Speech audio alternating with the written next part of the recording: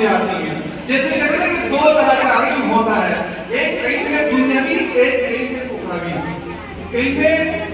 جو علم ہے یعنی ایجوکیشن جو ہے وہ جو دینی علم ہے یعنی اخروی علم ہے, وہ ہمارا قرآن ہے, دینیات ہے, نماز ہے, روزہ ہے. قرآن اگر ہوگا, اسلام اگر ہوگا تو وہ صحیح طریقے سے اپنے قرآن پڑھ سکتا ہے, نماز ادا کر سکتا ہے, روزہ صحیح طریقے سے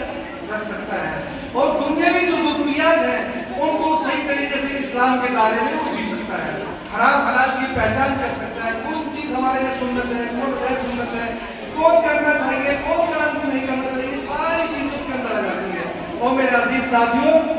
جو دنیاوی علم جو ہے,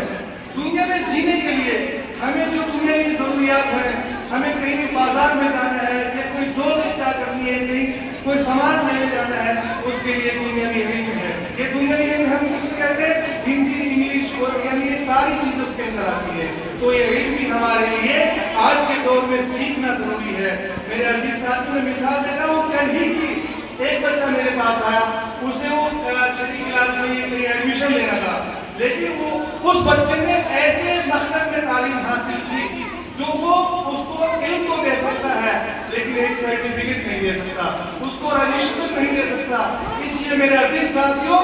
آپ اپنے بچوں کو ایسی جگہ پر تعلیم دیجیے جہاں پر وہ صحیح طریقے سے آپ کا بچہ بیکار نہ ہو, اس کا وقت ضائع نہ ہو, اس کو صحیح رجسٹریشن ہو اور وہ آگے چل کر صحیح مستقبل سے بات سکے. اس کی ایگزامپل, ایک مثال لے لیجیے. آپ نے ایک بائک خریدی اور آپ اس کو خریدنا چاہ رہے بائک کسی سے, آپ پوچھتے ہیں اس کا انشورنس ہے, یہ اس کا رجسٹریشن ہے, تو ساری چیزیں معلوم کرتے ہیں اس سے, لیکن اس کے پاس کچھ نہیں تو آپ منع کر دیں گے. تو ایسے ہی ایسے اسکولوں کا, ایسے مدرسے کا انتخاب کرے جہاں پر صحیح اسکول کی کیلکولیشن ہو, مانتا ہو, اور اپنے بچوں کو وہاں پر پڑھائے اور اچھی تعلیم دے. اور ایسے مدرسے کا, ایسے اسکول کا انتخاب کرے جہاں دونوں تعلیم آپ کے بچوں کو دی جائے, قرآن بھی دیا جائے اور انگلش بھی سکھایا جائے, آپ کے بچوں کو دین بھی سکھایا جائے اور دنیا بھی دی جائے. تو یہ میرا عزیز ساتھیوں, آپ لوگوں کو میں یہ توجہ دیا نہیں کہ ہم چند سالوں سے محنت کر رہے ہیں, آپ کے بچوں پر ہر چیز سکھانے کی کوشش کرتے ہیں تاکہ آپ کا بچہ صحیح رہنمائی پر آ جائے, دین کے دائرے میں آ جائے, اسلام کے دائرے میں آ جائے, ہمارے نبی صلی اللہ علیہ وسلم کے بتائے ہوئے طریقے پر چلنے لگ جائے. یعنی کہ اگر اسکول ہے, آپ کے بچوں کو وہاں کوئی قرآن کی تعلیم نہیں دے گا,